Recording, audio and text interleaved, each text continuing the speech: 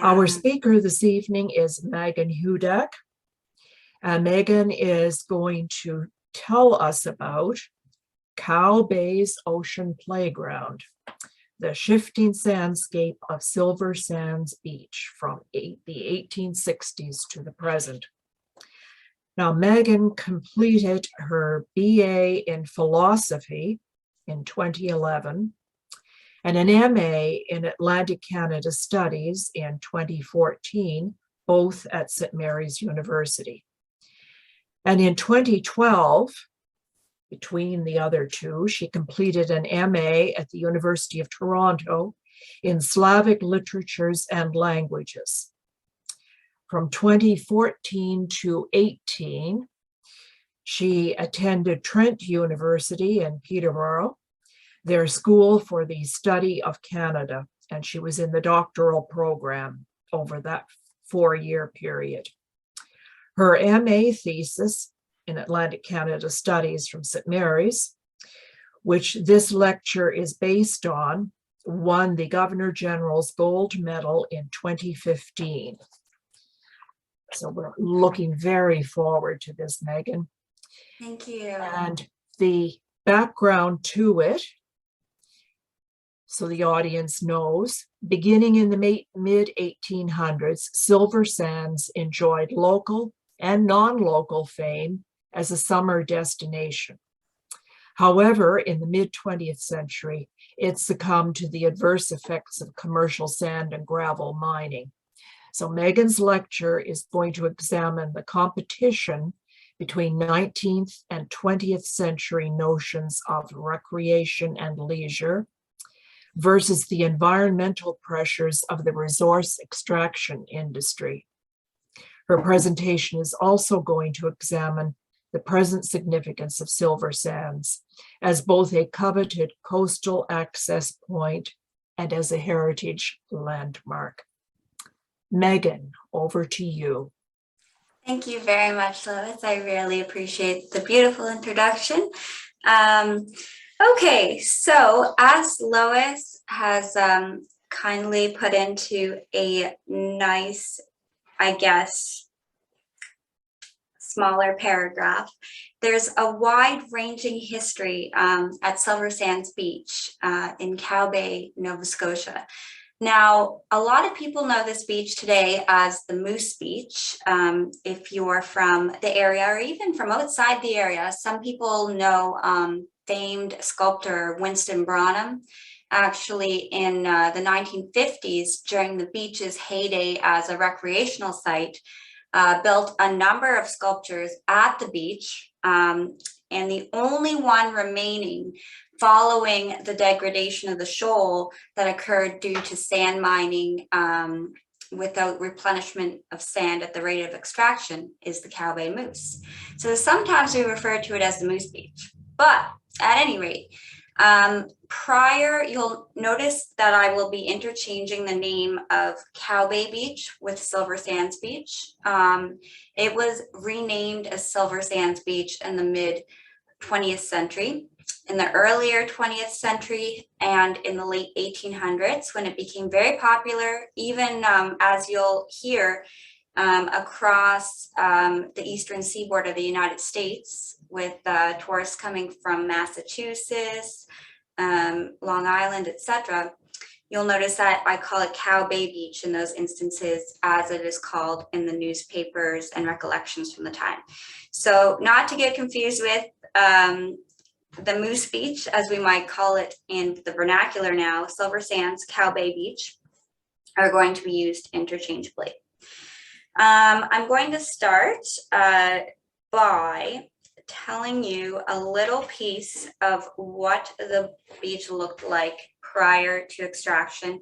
I will be reading some pages from my thesis, and sometimes I'll just be freehanding and drawing from my own passion for the beach and knowledge and research in a really casual manner. And I surely invite you to ask any questions that you have afterward.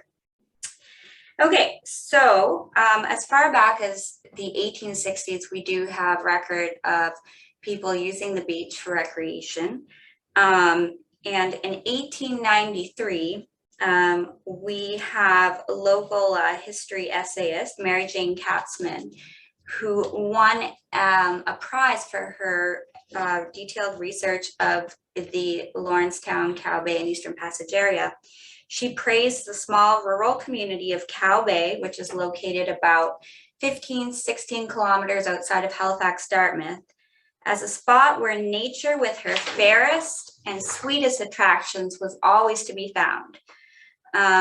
It was a great summer resort, and then further says, not only for picnic parties, but also for those who enjoyed a few days or weeks by the sea. So what would happen is people would actually stay in Cow Bay. It was close enough that they could make a trip by buggy. Say it would be a day trip, but they'd arrive, they would stay in the homes of locals who would prepare bed and breakfast settings. They would put their horses up for a couple of days, a couple of weeks, depending how long the parties were staying. Later in the 1930s, there was a steamboat that went back and forth as well. But at any rate, of course, it wasn't like later on in the 50s with the democratization of transportation and the vehicle becoming a part of the American family that the beach became, a popular place for people to travel on a daily basis. So it was frequently more so a retreat, a resort, and it was the purpose of going to the beach in the Victorian and Edwardian eras, of course, was to escape, as Katzman says, the dinginess of a garrison city. So, of course, you had, smoke, coal, you had horses and wagons, and a lot of, traffic through roads that weren't quite formulated yet, no pavement. It was quite dirty. People wanted some fresh air, and they wanted to escape to Silver Sands as a result. It was just the right distance away. But not only that, it had a silvery shade of sand that was unparalleled with other beaches. So now in Cow Bay, we know Rainbow Haven Beach. At that time, Silver Sands was a no-brainer. That was the beach to go to.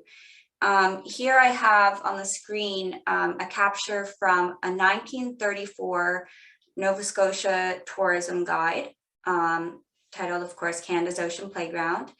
Now, it says an ocean beach near Halifax, Nova Scotia, of course. I have very good reason to believe that it is, in fact, Silver Sands, a reproduction.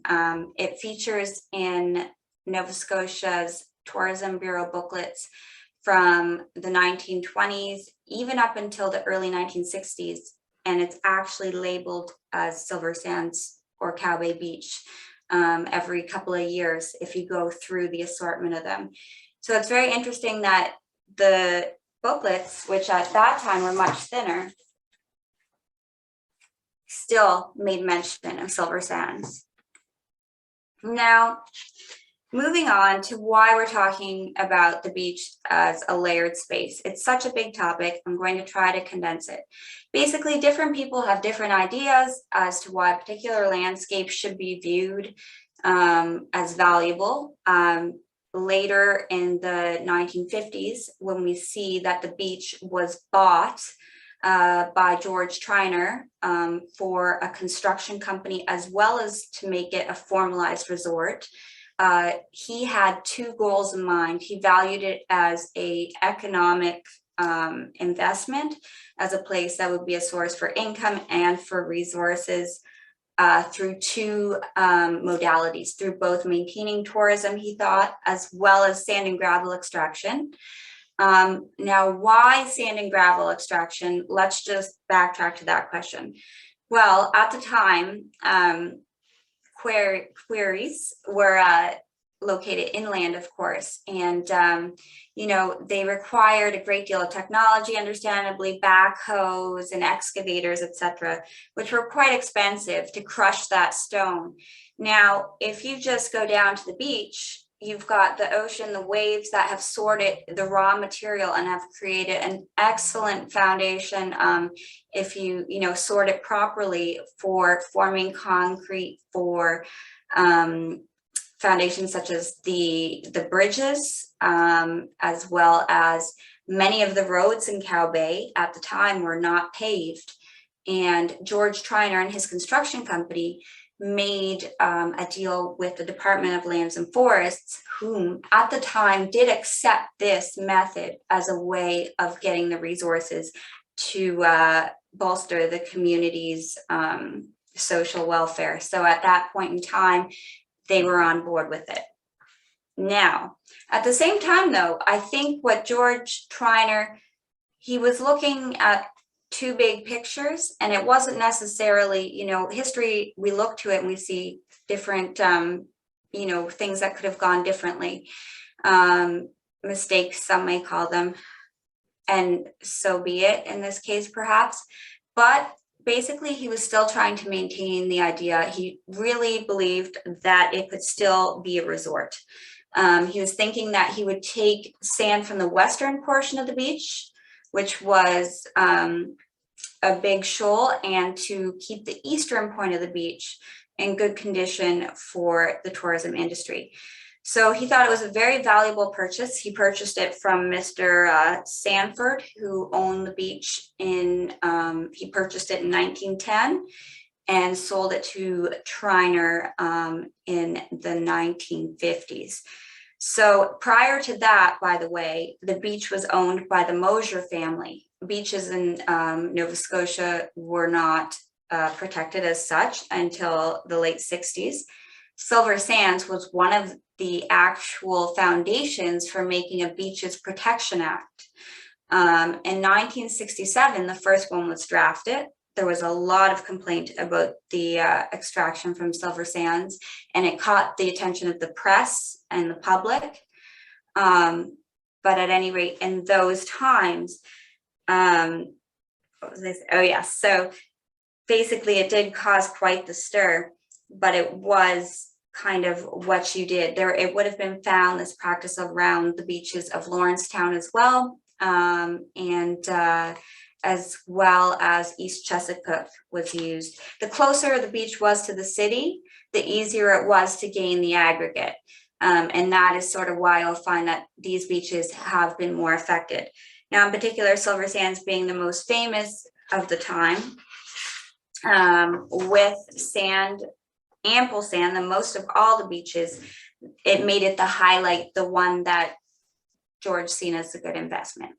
So he had a differing idea with the public. The public at first, as my oral history suggests, as well as my newspaper articles that I've collected from the 1950s, suggest that at first, you know, people were kind of half and half, excited, but also, you know, maybe a little nervous, but they were reassured that the sand would keep replenishing itself at the rate of extraction. However, so much was being taken by the time that George Triner came in with Western, you know, developed technologies after the post-war, in the post-war era, such as excavators and his draggers, haulers, that the amount of sand, which was almost 2 million tons in total, between 1956 and 1971, it did not bode well. It just completely decimated what is now what I'm referring to as the Western Beach, and the Eastern Beach became a rocky barrier shoal. Of course, it was a gradual process. However, I'll just read to you a little bit that may help illuminate this before we go on. Okay, so contemporary studies show that following the removal of nearly 2 million tons of sand and gravel between 1956 and very early 1972, mostly 71, accumulatively, Silver Sands underwent significant morphological changes at an accelerated pace. The phenomenon was further exacerbated by the volatile storm periods, and they caused the Tombolo Beach to become a barrier beach. A barrier beach is a beach that is basically a rocky shoal, and it's really only about 3 meters, if that, above sea level. Prior to that, Cow Bay Beach with its tombolos and 3 drumlins throughout, was a very, very large and vast area.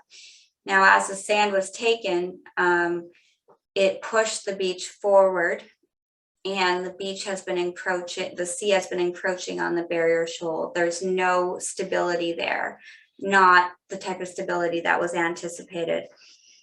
So I think what I will do is I will start with reading a chapter about the extraction, and then I will follow up going back to the tourism and leisure, because I think we have multiple interests in the room, and hopefully I'll be able to address both of these competing industries.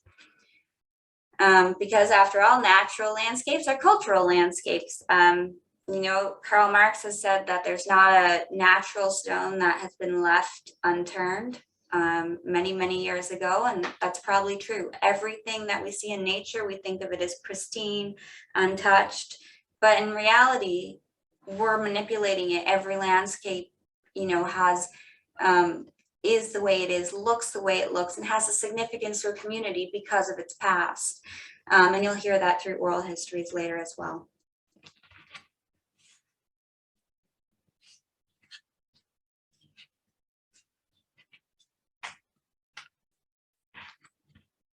So I'm going to fast forward here to the gravel extraction and actually work from there backwards to the leisure area of the presentation. I think it may be easier. Okay, so basically, yes, earlier and prior to commercial sand extraction, we also had extraction for things like cultivating gardens and driveways, as well as for, believe it or not, septic tanks in the community of Cow Bay. But people taking a little bit of sand in a horse and a cart, or, you know, on the back of a truck, was nothing compared to what would soon just be simply amplified by the technologies that you can see here in the picture that quickly developed. So nothing was thought of it. It was thought of almost a linear progression in time, but it just didn't work that way, as we know now in hindsight. So, an inexpensive and convenient alternative to crushing stone, individuals could access the beach with their own horse and cart, later their own utility vehicle, and then, of course, when George Triner acquired it, he used it for his personal use for selling to, first, primarily the Shearwater runway, which required, actually, it was 9,200 feet, and it was a very swampy area. Now that runway still exists today. It was only recently reinforced or redone. It was a swampy area. It was filled in with tons and tons of dump trucks of sand. So the trucks would take it over to Shearwater, fill in the runway, fill in the wetness of the swamp in order for that runway to take shape. Now, I've heard that it didn't necessarily even work all that well, which is a little sad considering the amount that was actually placed there. But he made, you know, good money. He employed people in the area by which to conduct this project. So as we see, the onset of the Second World War has resulted in the development of significant military infrastructure around the vicinity of Halifax and the surrounding areas. So namely the Heartland Point Battery and the Shearwater Airport and Military Base. And it increased, quite frankly, the demand for sand and gravel. And without quarries nearby yet sourced out, what had once been a backyard practice was now going commercial. Okay, so sorry guys, I'm just trying to sift through all of the immense amounts of material, but I will get back on topic here. So as we click through, perfect. All right. So this came as quite a shock to people that for a long time had enjoyed the beach as a recreational place only. I have a lot of interviews from locals saying, suddenly we could see the extraction vehicles in the background while we were enjoying a nice day at the beach. It really did change and shape the way that the beach was viewed and the experience. As Joan Payson wrote in 1979, author Joan Payson, so that is why the office towers of Halifax make me feel sad and angry. The sands of Cow Bay Beach have run out, and the ocean has taken the trees, the cobbled road, and the little picnic spots. Our children and grandchildren will not have even the wonderful memories we enjoy of one of the most attractive recreation spots of Halifax County. So, in the summer of 1966, which we might call the last year that the beach was open as a park, as it were, literally thousands of disappointed bathers, including many hundreds of tourists hauling trailers and tents with plans of overnight camping, were denied access to Silver Sands Beach. The entrance to had what once been Dartmouth's most popular resort had been barred with a gate and a positively no trespassing sign.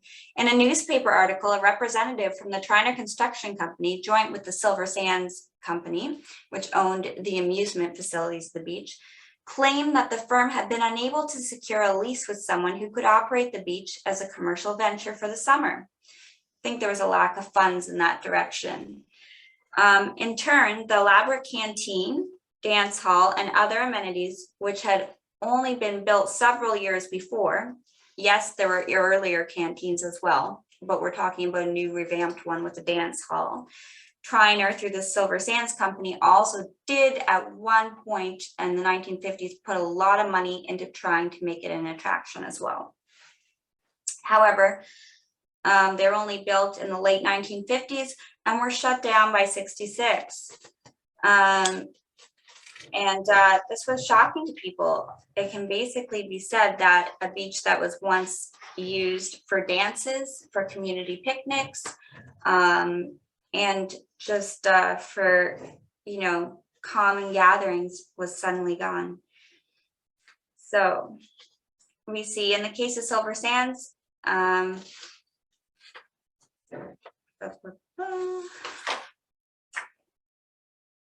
Triner, in the case of Silver Sands, was telling the press that the beach would be better than ever the following summer. In the late 1950s, he kept saying, as the mayor of the area was constantly fighting this. So it was kind of an uphill battle. In 1966, when the beach closed, just was really devastating for everyone who thought they knew things were going downhill. He had, in the previous years, he had told the press the beach would be better than ever, as I said, with a larger portion of fine sand than ever before. His idea was that the sand would replenish itself over the winter, which it does, but not in those profound volumes of, when you're talking about millions of tons of sand and gravel, the winter storms of the Atlantic coastline can simply not produce that much. An October 13th, 1956 article claimed that the firm had experimented with a 300-foot section of the beach the previous winter. This is what they claimed, where everything was removed down to the waterline and beyond. The company claimed that this had turned out to be the best section of the beach in the summer of 1956. However, if this were actually true, it would only have been because some leftover material hauled out just past the waterline would have filled into hollows that extraction was leaving behind. And eventually that would catch up, as we see. But again, Triner told the press that the changes he was planning were designed to make the beach safer. It's interesting how rhetoric and politics are used in it as well. Make the beach safer and more convenient for thousands of people who would make use of the beach each summer. Safe and convenient here is a very interesting question, I think. Boasting of such improvements reveals a consciousness rooted in the modern time frame. As we said, I don't necessarily think he thought he was doing something quite as drastic as perhaps we now know, but at the same time, I think it did gradually become apparent, because we have the newspaper telling us in August 1957, the outlook for Silver Sands Beach is rapidly growing brighter. It's interesting. Each time a negative article would come out, you would have, say, an editorial or someone commenting about sand and gravel being taken away and the beach, not looking the same or shrinking, which in fact it did. You would have sort of a counterpiece that would appear. Now, in 1957, the counterpiece in this case says that plans to convert Halifax County's famed silver sands into one of the Halifax Dartmouth area's main seaside recreation centers are rapidly materializing. Triner Construction Company officials revealed today that the major excavation work along the beach area itself had been concluded and that other fill was still being hauled from the area to complete the construction of a 2-mile-long airstrip at HMCS Shearwater, which would be taken from the rocky tip at the far southern end of the beach where it would not interfere with the beach itself. Again, it's trying to separate an ecological ecosystem that is a cohesive whole. The firm said that they hauled about 800,000 tons of rock and sandy fill from the Silver Sands sector in their 2-year construction program at Shearwater. And before the end of this year, 1957, they expect to push this figure up to 1 million tons. The Silver Sands beach now stretches an estimated mile in length, almost double in length, they tried to say, of the previous sandy surface. Construction company officials said that their drags and shovels have removed all of the rocky material which had built up over the years, so the cobblestones, and have replaced it with fine sand and would make it equal to Clam Harbor Beach. Well, not quite so true. Because we'll go back in time a little bit and we will see what the beach used to look like prior to this, giving nature a helping hand kind of thing. In 1957, despite representatives of the Triner Construction Company claiming they had, just these plans to do the southern end of the beach, excavation went well beyond that, in fact. And if you want the total numbers, between 1954 and 1963 inclusive, the number is nearly 1.7 million tons of sediment removed mainly from the western portion of the beach. And between 1964 and 71, there was a further 332,000 tons of material removed, which means by 1964, the beach had basically lost 56% of its 1954 width, and additionally by 1971, 42%, an additional 42%. So, what are you left with? A very, very small portion of 100% of a beach there. It was not until after extraction was banned that the beach stopped shrinking at this kind of an alarming pace, slowing down to a rate of less than 5% each year after 1971.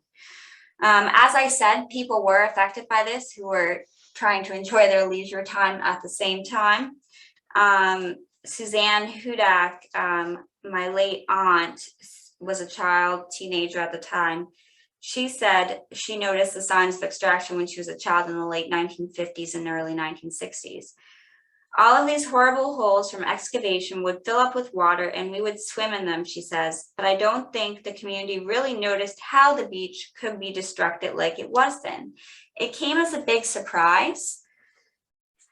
It wasn't really until the canteen was starting to close and be torn down that everyone finally realized. This testament relays the notion that the ill effects of extraction went almost unnoticeable until the human-made elements of the beach were in peril. And again, it was not that long. It was only a few years, mid-1950s to mid-1960s, so over about a decade. Further speaking to this point, Donald Hudak says that in the late 1960s, he would play on top of a huge pyramid of sand that was collected in lieu of the extraction process. It was massive, and we would run up it and roll and slide down it, he recalls. Seems like the beach was changing rapidly year by year then. The drumlins and the trees, which were behind the beach and the back shore, were quickly washing away, and the road that led down to the beach from the Moose, which is now the easement, became overwashed with rocks. Then there was no road really, and all of a sudden no trees. It just kind of seemed like the beach disappeared overnight. So that's kind of what you see in that era. Now, if we look backwards a bit, I am going to cover what the beach was visualized as for people and why they began to get upset about this happening, and why, you know, Treiner started writing into the paper with favorable messages to counter those complaints in the community. So we're going to look at, in hindsight, earlier eras here. I'll show you a couple pictures that I've received from both family members and the Dartmouth Heritage Museum. This is actually, as in this picture, you can see in the distance, the young man and the older gentleman are located on the western portion of the beach that we're talking about that was destroyed. Basically, there was another long, slender bend of sand that protruded past what we now know as the beach. It was almost double, like two separate beaches with a run in between. A run being a wash from the clam flats that runs through both segments. So this is the portion that we're looking at in this picture that was destroyed. As you can see in the foreground, in the background, Osborne Head, which was the military stationment, is far, far off in the distance. So you're really looking at the full beach prior to extraction in this 1910 photo. In 1891, The Critic, which was a newspaper out of Boston at the time, said, "Here truly is grandeur, power, and beauty beyond description. The ceaseless rolling in and breaking of the huge waves have a fascination for all lovers of the restless, dissatisfied ocean, and an afternoon spent in thus enjoying life at Cow Bay Beach is decidedly a profitable investment of leisure time." Another investment. Okay, so with the Haiti, the spanned approximately, as we were saying, 1866 to 1966, if we want to pinpoint a date. Silver Sands Beach has experienced and in turn exhibited a variety of universal trends characteristic of recreation and leisure history. So, of course, its fame debuted during the midst of the Victorian period.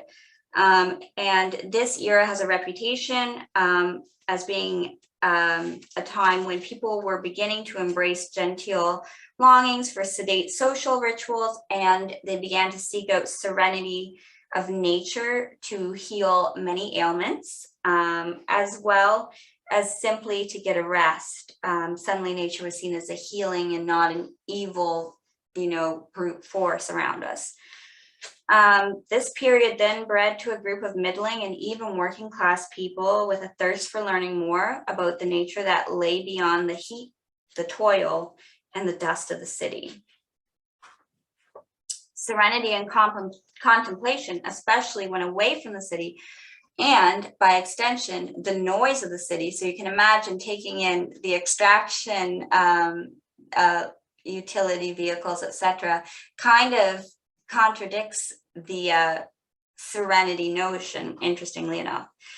Serenity and contemplation, especially away from the city, were believed to be key to physical health as well as mental and spiritual rejuvenation, which gave the seaside a newfound significance. And then there was also the increasing Victorian appetite for outdoor recreation and sea bathing. Doctors were often recommending that their patients travel to the sea, not just because of the air, but because the full body immersion into salt water would alleviate a plethora of symptoms. So you'd see health guides and manuals suggesting sea air and sea bathing, that salt air was tonic and invigorating, producing exhilaration, improving appetite, and promoting digestion. So I do have quite a bit of research on the Victorian era that I'll just skip over for now. Hopefully you get the idea, but basically this was a place for, to assuage the fatigued urban dwelling citizen. And it was really seen as pristine. In Nova Scotia, basically what we see is that 1923 was when the tourist trade under the Canada's Ocean Playground label was formed, and it started creating its annual brochure. As I said, silver sands would sometimes feature in this book, and I've also seen it featured in books previous to this time period. The switch to the official brochure shifted the emphasis from the land of Evangeline and sport hunting that you would see in earlier pamphlets about the railway travel to Nova Scotia, and which shifted into an emphasis of the land of beaches, scenic harbors, and rocky coastlines. And you can see this change through the photos of these brochures during this time. In fact, a photograph of Silver Sands Beach featured in many early editions, as I've said, during the 1920s and 30s, bearing the caption in one, Silver Sands, a popular beach near Dartmouth on Halifax Harbor, one of the numerous bathing beaches of Nova Scotia, where visitors may enjoy refreshing breezes and mellow sunshine. Nova Scotia's government-funded tourism industry that took off in that area did catch views that this beach was close enough that the traveler to Halifax by ship or boat or, train from Boston could also access the beach for a few days, which is really beautiful.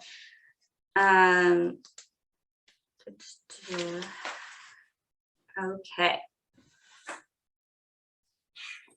Now, just let me take you a little bit further in time here. Indeed, Silver Sands itself was quite popular amongst American tourists. Yes, as early as the late Victorian era, but even into the mid-1950s. I will read one more article just to highlight the importance and just the sheer volume of people that felt the need to write about Silver Sands. There were postcards made of the beach. There was, people were sending these to their family in the States or perhaps from the other end of the province. So it wasn't to be underestimated. It's not just, a beach that the gravel was taken from. It was something that there's, plenty of people with, by extension, have a great deal of people who know them who, by word of mouth at that time, knew of Silver Sands as a beautiful space and a place to see.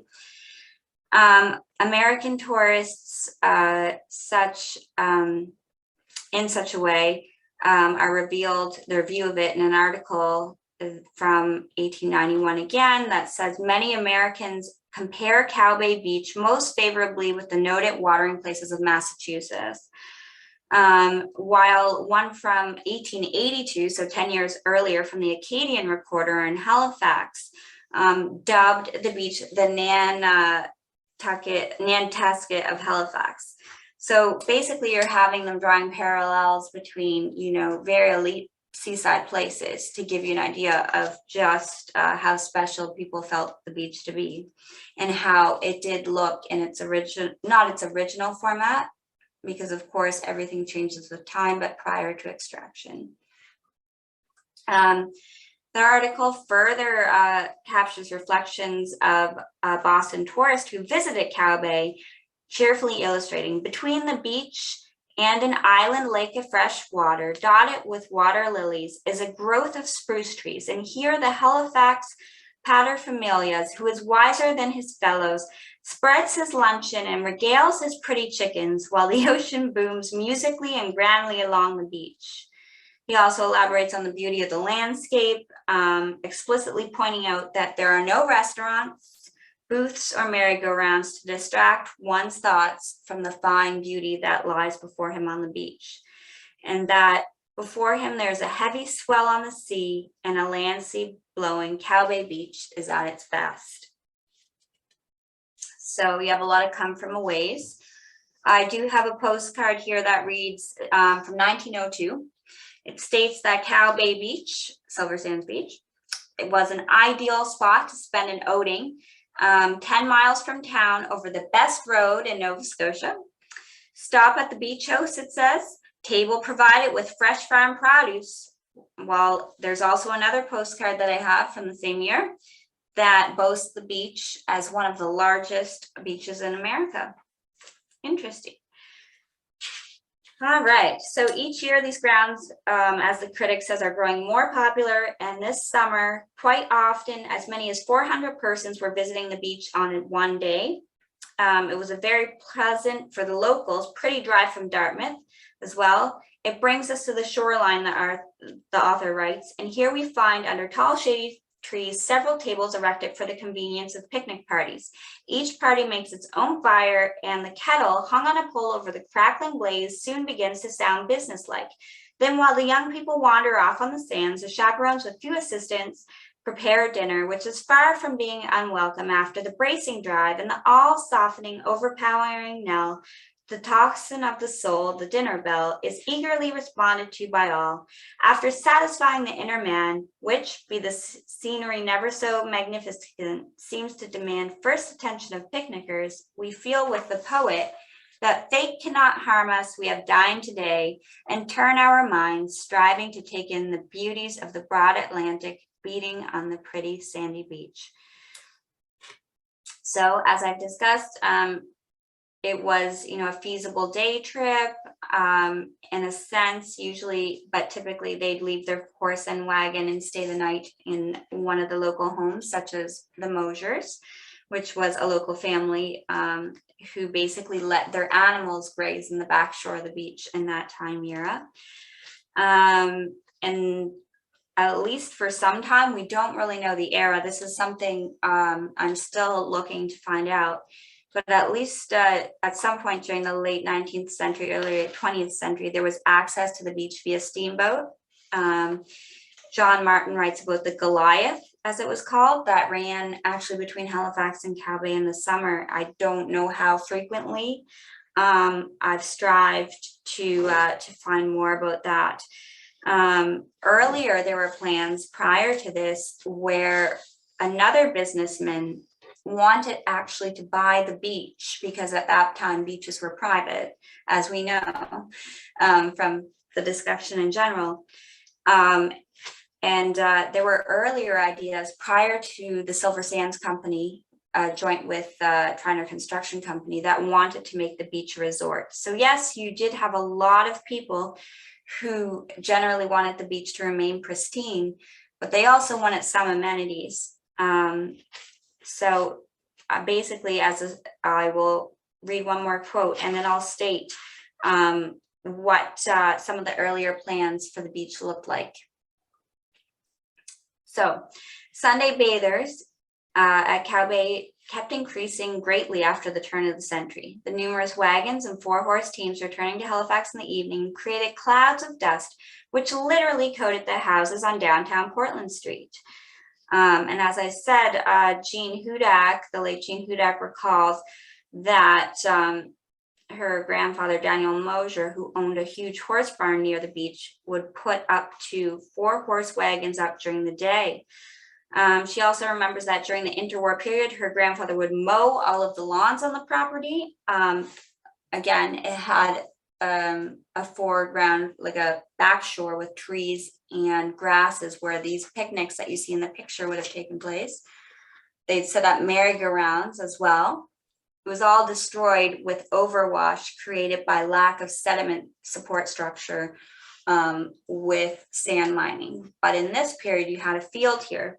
So her grandfather would mow all of those lawns on the property with an old-fashioned mower and put hay in the barn from that for the horses to eat during the day.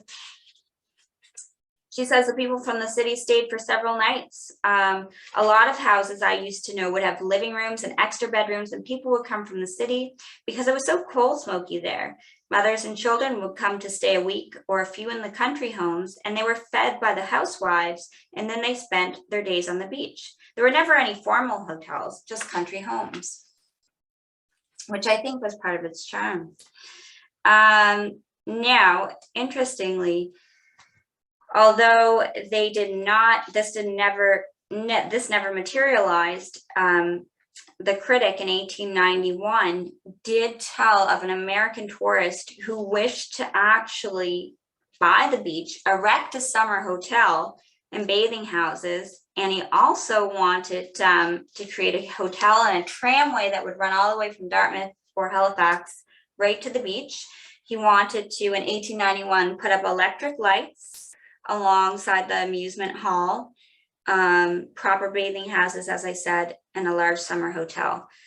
So the article in question claims that this was necessary in order to transform the beach into an up-to-date, as perhaps down in the States, they may have viewed them watering place. So there was a proposal. It wasn't, this was a long-standing idea that this was a beach with a lot of merit to the public as obviously a place that would continue to be and was thought to continue to be a central area for people to enjoy their summers. Among the improvements contemplated, and for which it is said the necessary capital is forthcoming, which it didn't, is a large modern summer hotel on the bluff overlooking the beach. The hotel will be equal in every respect to the best which are found at American watering places. It will accommodate a large number of guests, and meals will be served to suit all classes at from 25 cents to $10. Wooded Island, which is the island in the center of the lake beyond the beach, will be converted into a beautiful park intersected with well-made walks and drives. 2 handsome bridges will be built to connect with the island. The road to the beach will pass through the park. A large number of bathing houses will be erected together with bandstands, amusement halls, tilts, merry-go-rounds, etc. Of course, we got some merry-go-rounds on contract, but not quite to this level. An electric tramway will be constructed from Dartmouth, and a large sum of money will be expended into improving the road and making a bicycle track. The beach will be brilliantly lit by electric lights, and when all is completed, Cow Bay, as it has so long been known, will have entirely disappeared. That is interesting. That is an interesting way of perceiving this landscape as well.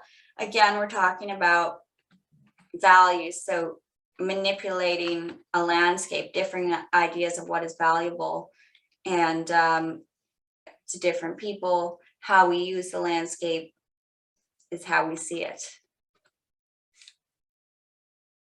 Okay. Now, later, Bronham Land in the 1950s, created by George Triner. This here is a proposal that he put in place for Bronham Land. Why was it called Bronham Land? Well, in memory of the gentleman who built the Moose, which still stands at the top of the parking lot today because of its elevation, it avoided the destruction of the beach as it flattened down into a barrier shoal. At any rate, Winston Bronham, very famous sculptor. He has sculptures in Shediac, New Brunswick, Sussex, and in Ontario. He was to build a great many statues. He did, in fact, build a lot, sculpt many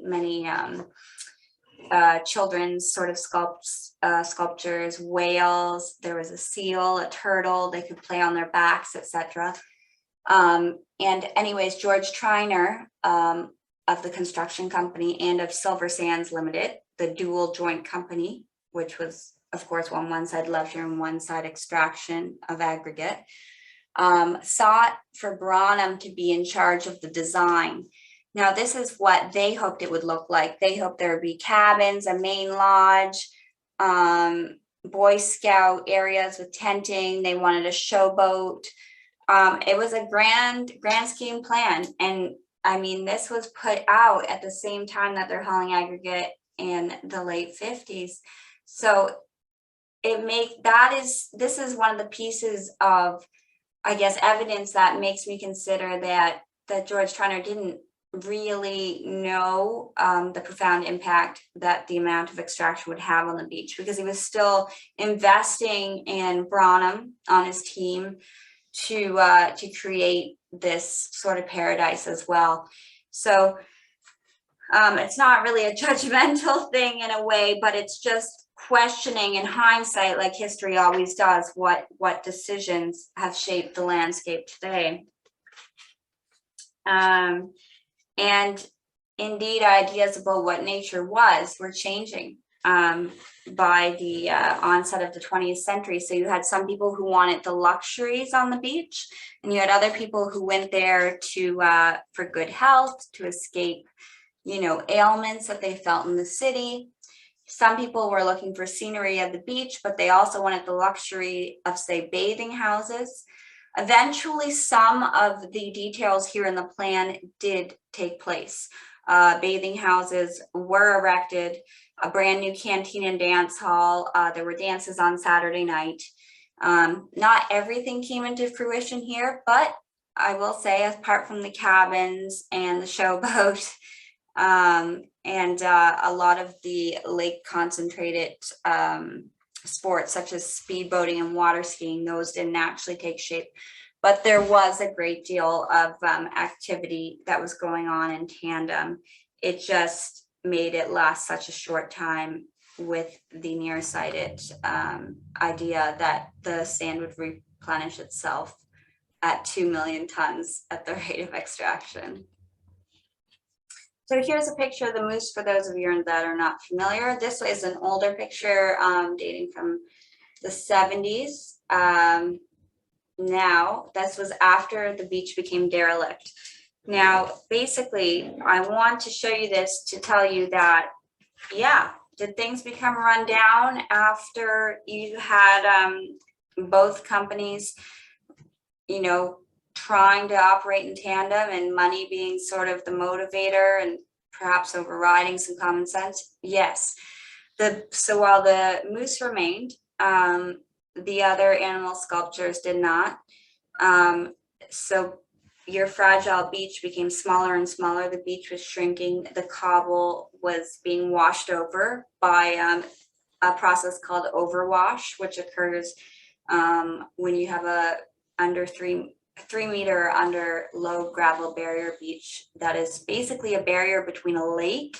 So you have an estuary in the back and you have the beach in the front, but the area is just not sufficient to hold back the wave action.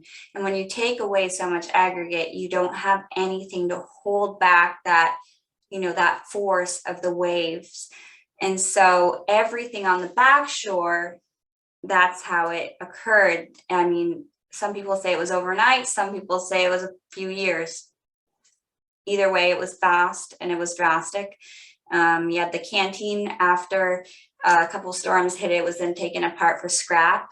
And Triner continued to use the beach until 71, 72-ish through, as I have mentioned before, his Department of Lands and Forests grant, or Transportation and Lands and Forest grants to pave roads and to supply aggregate for construction in the surrounding city, as well as for the Shearwater Airport.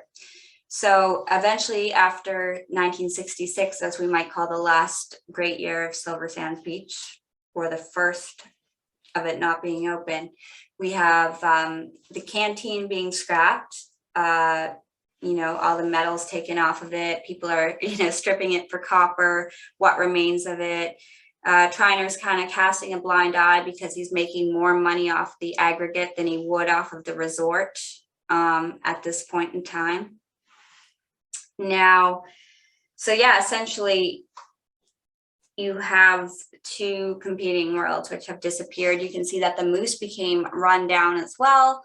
And you have a little shack right in the left-hand corner, which would have been part of the old top canteen. Also by the entrance to the beach, there was a canteen that sold ice creams and hot dogs and things. There was also a place where my grandmother, in fact, the late Magen Hudak, would collect, you know, 5 cents or 10 cents a car, a fee to go to the beach. At that time, the beach being private was not, yes, it was in conflict with Crown lands, etc. It was just not something that was thought of at the time. People looked at that easement and they charged. And that goes back to the earlier days as well, to when Mr. Stanford owned the beach, as well as to when the Mosers owned the beach. So they would, you know, charge people to go down there.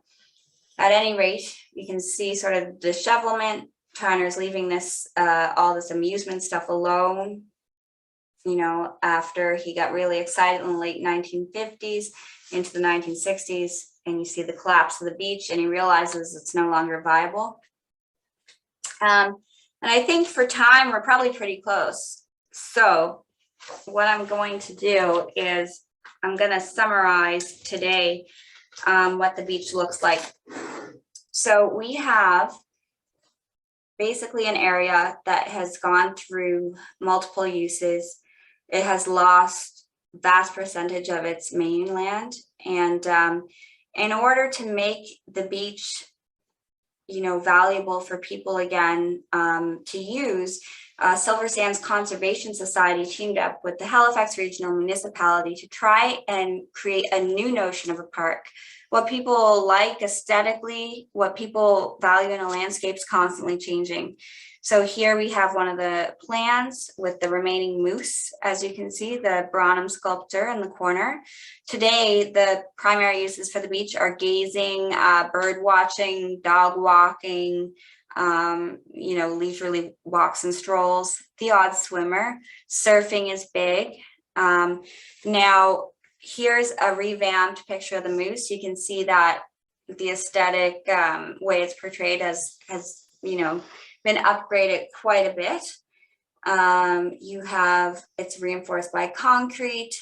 It's being valued as a relic to history in a sense, and a reminder of what Silver Sands used to be. If you're wondering, if you don't know what it looks like today, here's the rocky barrier shoal. You do have the odd bit of sand that will come through in the summer months. That is the way that this particular coastline works. It tends to, the surge is during the winter months. It surges all the sand out, it returns and deposits some of it from the back underneath the water in the undershore onto the foreshore in the summer. Yeah, do you see remnants of the past at the beach? Yes, you do. Here is an example. This is a piece of what is widely believed by people I talk to be the canteen. This is a rebar and some concrete there. This is the old Navy Hill that we've seen in other pictures, way, way, way in the background. Now it's really close. What do you see on the beach? People always ask me where I have found these bottles, etc. So here we have a Felix J. Quinn bottle dating from the late 1800s to early 1900s. Likewise, for this beautifully hand-blown molded dark glass, probably beer bottle. Superior lemonade. This one's a rarity. I can't find Superior lemonade in this area. It could have come with a tourist. It has a attached blob top. This is really probably 1870s even, or 1880s. Beautiful, beautiful finds. But you also find other things that are not so sightly. You have like a tire there that could have fallen off any one of the construction utility vehicles.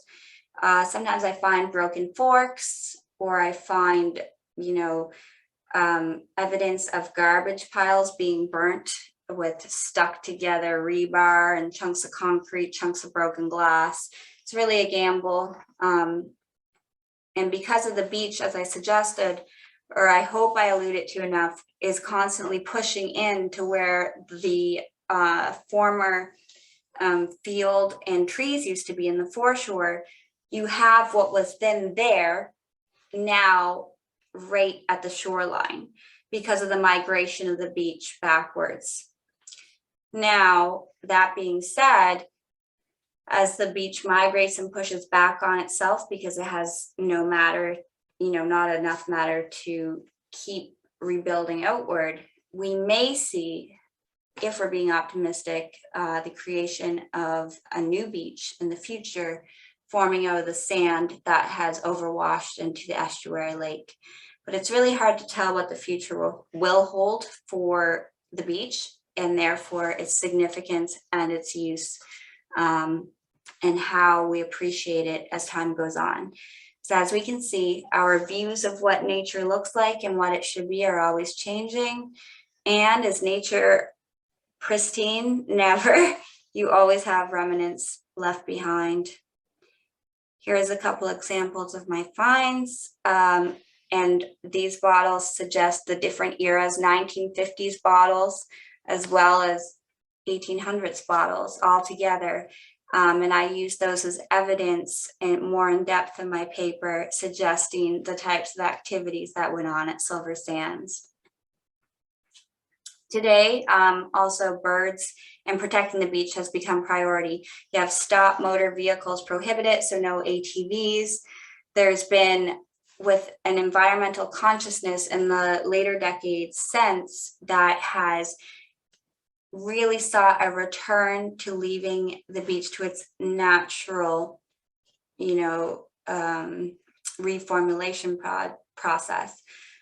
What will happen to the beach is hard to say, but we're more in that leave it to nature kind of stage now. Since the Beaches Protection Act, George Triner was awarded a great amount of money to stop hauling from the beach. He received compensation from the government because he was no longer allowed to haul for the Department of Transportation and Lands and Forests. It was seen as detrimental to his business. And at that point in time, the height of modernity, that was seen as something that he should be compensated for. So he came away with a lot of money once the Beaches Act was formed, and you are no longer allowed to take sand and gravel for these purposes, and queries were since found. But nonetheless, the impact remains on the landscape. Centuries from now, I've said, the morphology of the beach and its features will continue evolving as a result of the past human events. Physical changes that we see at Silver Sands and that the beach currently undergoes, we're constantly seeing it change in the winter and in the summer, but more in the winter with the storms, will be traceable back to its industry-intensive eras. So no matter what form this landscape takes on in the future, it cannot be understood without considering the activities of its past. And I'll stop there. I think I've gone over. Thank you. Thanks, Megan. That was incredible. That was really, really, really interesting. I just wanted to quickly mention to you, I don't think we ever talked about this, but I did my MA thesis in tourism promotion in Nova Scotia, like government promotion. And I saw a lot of the same, a lot of the same shifts in the 50s and 60s. So it's like, they're still focused on the beauty and the folk and the coastline, but they want to sell it. And so they start using modern marketing and budgets go up.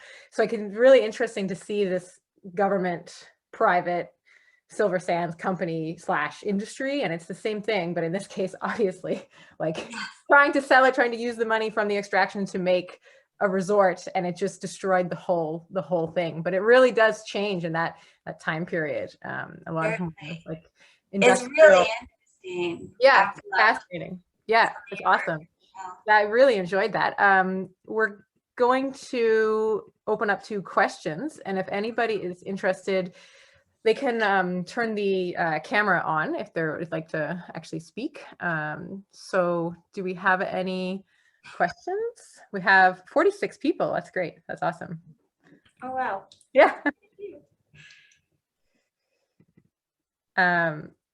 Shirley Phillipson would like to ask a question. She's raised her hand. And Matt, if you want, you can stop sharing, but you can keep it on if you want, if you're looking to reference things. But when you stop sharing, you'll be able to see everybody's screens a little bit better. So it's up to you. Okay. So I can click on Shirley here and bring up the screen in full. Yeah, if you stop sharing your screen, you'll be able to see everybody. Yeah, there you go. So yeah, Shirley, if you want to ask your question, you can go ahead. Yeah. Hi, hello, Megan. Hi. Greetings. So that was fun. I'm not from here, so there was a lot of just basic. When I say I'm not from here, I moved here 25 years ago. But my question is about George. Is it Trynor, Trynor? Yeah, that's right. Yeah. Yeah. I'm curious whether he was from that neighborhood, whether he had families in the Cow Bay area. What was the kind of, was there a pro-Triner faction and an anti-Triner faction in Cow Bay, or do you know? Yeah, no, that's a great question. I know that he was not from Cow Bay. He was from the Halifax, Dartmouth area, I believe. I believe he still has family in the Halifax area. I wasn't able to actually conduct or get an interview with I believe a great niece or a great granddaughter of his. Okay. I did attempt to reach out to one trainer in Halifax. I know that. Why the fascination? I wonder if it simply had to do with the location of the space and knowing how popular it was and what two businesses he could run with it, you know? Yeah, so maybe I can follow up a little bit. So he wasn't right from that community. No. When you talked about the coverage in the newspaper critical of his pursuits, Yes. that there was also counter pieces. And I wasn't clear, it's probably clearer in the document, but I was curious as to whether he was writing in letters to the editor, responding to reportage, or whether there were different kinds of byline stories by newspaper reporters. So how was that fight? How did that look like in terms of the authors of the pro and anti-Triner positions? So basically, what I found most is you would have an article that would be promoting, say, Shearwater Runway set to be 9,200 feet or something. And then the author would in turn interview Triner, and Triner would respond and have a chance in quotations. So there are long quotations of Triner having a voice to speak about it.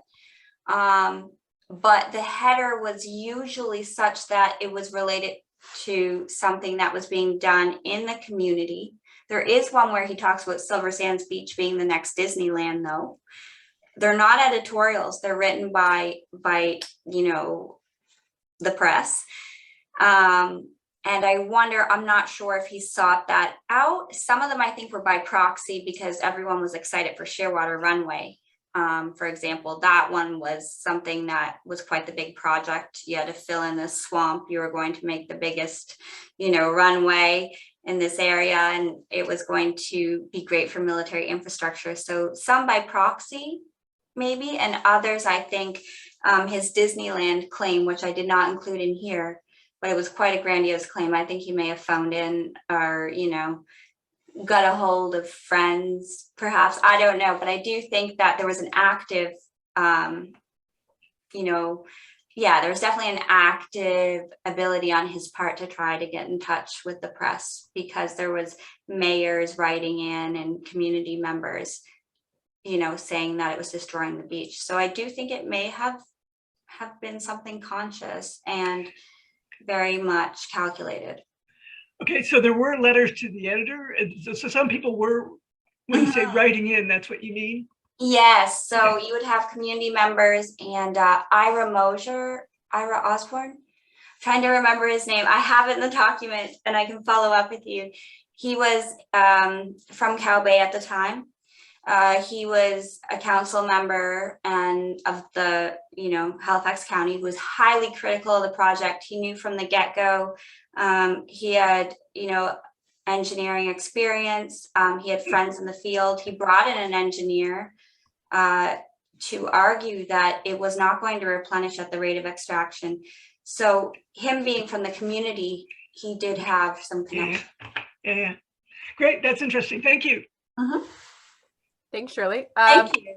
Someone, Jen, in the comments, just is wondering where the, I'm guessing the sort of fight in the community to establish beach access, where that's at right now. Where is the community in establishing beach access? Okay, so this one I can't answer as well, but I will say the land upon which the easement is now, that Jen might know, was acquired in 2003 by the HRM, by Halifax Regional Municipality. And in that time, there was a deal made. There was some, that there would be an easement to the beach.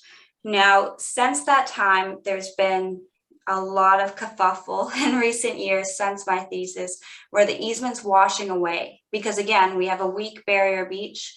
The easement's washing away the stone, and the people whose property it borders with are hesitant to share that easement. And it's currently blocked off, to be frank. Do I know the future of it? We're looking for another way to add an easement, but that land and that drumlin is just gradually disappearing. And there's the active society looking for a way to make another access point to the beach, because that one may no longer be viable, even though it was just 2003 that it was formed and bought. Yeah, so right now it's still a question mark. It truly is. Interesting. Jen sent a picture. I just opened it, a document to everyone in the Oh, chat. great. With a picture of the easement sort of sign, and this no dogs allowed sign, and there's like messages back and forth to people, like I know, it's quite cool. each other. Yeah. I'm not a part of that. Honestly, this is another example of how like the landscape is so politically charged and so sought after. I swim there in the summer, and I kind of avoid the easement by walking around from the other way. It's hard to explain, but if you park on the causeway, you can walk around, and it's definitely, I've fallen a few times. It's not the safest, and I'm not happy about the easement, but at the same time, I understand and I respect that the owners are now in a position where what they agreed to is no longer what they agreed to. That landscape's changed, and it's shrinking, and I mean, it's unsafe. Also, they could end up, who knows, with legal suits. It's really hard for me to talk on that, because I can see both sides of the coin there, and I think the HRM may have to look for another way to access the beach. Yeah, similar things happening. Like there's similar issues in Terrace Bay. All these little coastal communities, the similar things are happening. Anne-Marie Lane Jonah has a question. She's been waiting patiently, so go ahead. No worries. It's an interesting discussion. I really enjoyed your presentation, Megan.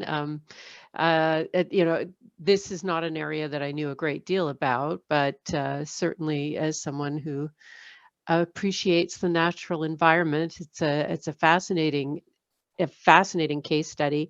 I'm curious, as shall we say, the tide began to turn against the development as the evidence mounted of the effects that it was having. I'm wondering if the community's concern about saving their beach, about this area that they valued, did that dovetail at all with the growing environmental movement of the mid to late 60s? I mean, did it become like a cause célèbre for the movement as a whole? Because I've never heard this story before, but this is really, I think it would have been quite something at that time. Yeah, in my thesis, I tend to go with the idea that it is picking up on, Western and also in some cases global trends of the 1950s and 60s, where you see like Silent Spring being published, etc. I'm sure there's other ways to look at it, but I can see directions of people moving towards that. Because especially even, locals seeing the damage before their eyes and hearing in the media about, say, the nuclear fallout and stuff, I'm sure with these, the new excavators and everything, there was a certain hesitance as well towards technology and just how much, because they didn't know how much could it interact with that natural landscape. And I do think it was raising questions from what television and global concerns were showing as well. I think it did dovetail, I guess, to answer your question. I hope that answers it. Yes, yes, that's great. It's very interesting. And I just have like a small technical question as well, because Yeah. years ago, I worked at the Fortress of Louisbourg, and one of our stories, which I personally, I don't know much about making mortars and cements and concretes, but that having salt as part of that was not a good thing. So I'm intrigued that he was selling beach sand as building material. Like, So, surely, did that cause problems? actually what happened, I'm told, I mean, again, through so much oral history, it's hard to say, but I do think this is largely true. There had already been, especially in Newfoundland, there was a lot of salt that was in the concrete.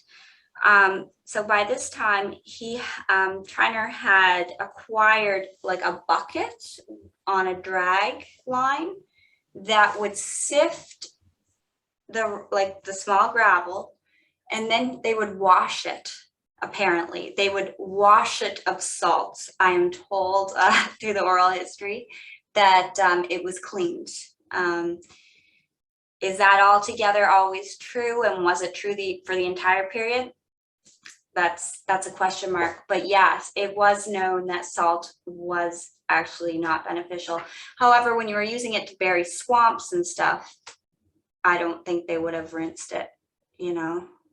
It's hard to say, but certainly when building the foundations, it was said to be rinsed very well and properly crushed. Interesting. I'm Yes. so glad he overcame that little barrier to his building projects. Well, thanks so much, Megan. Thank you, Emery. We've got a question from the chat from William, and he has just shared a really lovely story that he served in the RCN between 68 and 73 at Shearwater, and proposed to his late wife on Silver Sands, where his father was the Navy cook at Osborne Head, or her father, sorry. And thanks you for the presentation, but is also wondering if you have any old images of the canteen or the dance hall. Yeah, so this is a tricky one. I have some of the inside of the canteens. To be specific, there was more than one. So there was like a primitive canteen, like a really rudimentary one with a kettle in the middle. Then there was a second canteen built, and then a third by Triner that didn't exist too long. But I do have photos of the inside of a women's league gathering that took place there. I don't have any of the outside. I can't think of any that I have of the full outside. It's crazy, but I can certainly link you with the interior photos, because you can see it quite well in the lights and the floor and the tables and the way it was set up.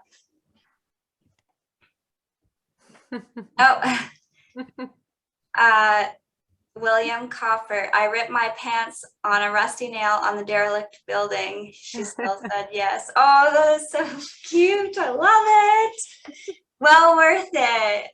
That's so I sweet. love that story. Yeah, thanks, William. That's lovely. I think someone has their hand raised. Jim Morrison's got his hand up if you want to. Hi. How you doing? Good. How are you? Great. I enjoyed your presentation very much. I have a long-standing interest in tourism. Yes, I love your work, James. Oh, thank you. Love it. I'm just wondering, Anne-Marie was talking about the environmental movement. I'm wondering, sort of earlier than that, how much impact was a military rationale for the base? I mean, we're all looking at money, I assume, for Triner from the DND. We're looking at a runway that would probably, during the Cold War and well into the 60s, would be very important for Canadian defense. So I'm just wondering, is there anything there in terms of what you saw in the editorials and the articles, and maybe even Triner himself, his discussions with the press, reflecting that? There could well be. Let me just I'm quickly gonna flag some pages here. Let's see, I have countless ones. I mean, again, I wish I could answer your question more thoroughly at this time. I feel like, yeah, your question was quite broad. You're looking at the environmental movement versus, you know, the importance of the Cold War as well and the DND funding. I probably would have to look at it a little closer, Mhm. to be honest with you, because it's like a layered question. There was a lot of emphasis mainly on building of the runway. That's where I did find a lot of his voice, and a lot of press after that part of it too. Mhm. Genuinely looking for that. What are the date parameters for the runway? So the runway was started basically in the mid 1950s, right up till the end of it. 54 to 58-ish, 57, 58. Right. So in that period, Yeah. direct, yeah, So post we are looking at a Cold War tension in the 50s, particularly, and well into the 60s. And I guess that's what kind of the roots of my question was. Okay, good. Yeah, no, there's Rationale. countless. This helps to defend Canada kind of response. Very good point, actually. It's a really good point, because that may explain why there are so many articles about the runway as opposed to some of the other projects and roads he was working on. Mhm. Mhm. Those I hear mostly it's oral history that talks about the fact, besides one of the court documents, about him doing the roads over in Cow Bay. Mhm. But the newspapers are what truly do a good job covering Shearwater Airport. So I think, yeah, you're definitely raising a point I hadn't considered, but it's a very good one. Okay, thank you very much for a great presentation. Thank you for joining. Appreciate it. So we'll, it's 8:30, but we have time for if anyone else has any burning questions that they'd like to ask.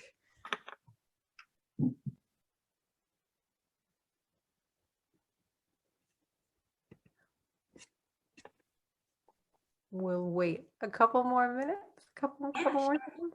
That was a very good question from James, actually. Yeah, that's interesting. Yeah, Yeah, really like that. Made me think of it in a whole new way. that's what you're here for. Yeah. Yeah. Awesome. Well, thank you, Megan. I think Lois is going to carry us out, but that was so fascinating. It's really, really interesting. I wish I could go to the beach right now, but Yes. not to be. Anyway, so thank you so much for joining us, and got some thank yous in the comments as well. So great job. Thank you. Thank you, Angela. Thank you.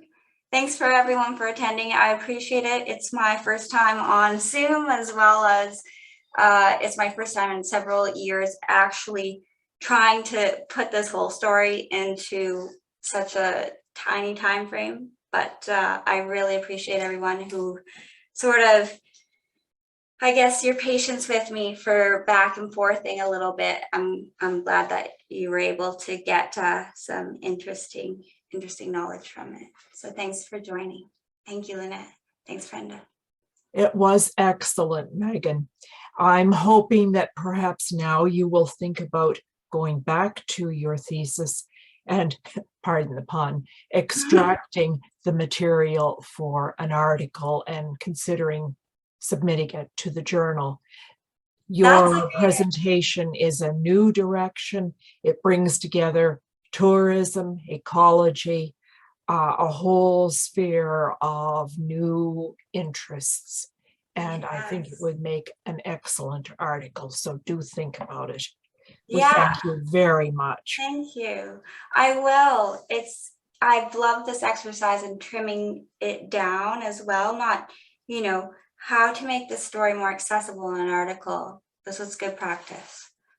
Yes, it's a story that hasn't been told and should be told because it has that long reach. Yeah. So my thanks to you.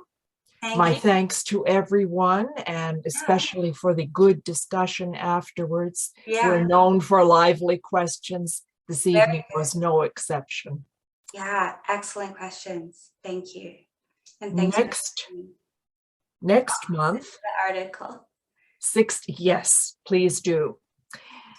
The next lecture is going to be on the 16th of February, and it will be Carol McDonald. And as someone pointed out a few days ago, every lecture being presented between now and the end of the spring season is by a woman, and this is the way it should be. So next month it will be Carol McDonald. She is going to be looking at J.B. McLaughlin, labor hero or opportunist. And yes, most of us are used to Mr. McLaughlin as the Cape Breton labor hero. I believe Carol is going to be provocative and look at a revisionist perspective on J.B. McLaughlin. So we invite people to come next month. And when the weather gets a little bit better, perhaps we should all go out to Silver Sands and take a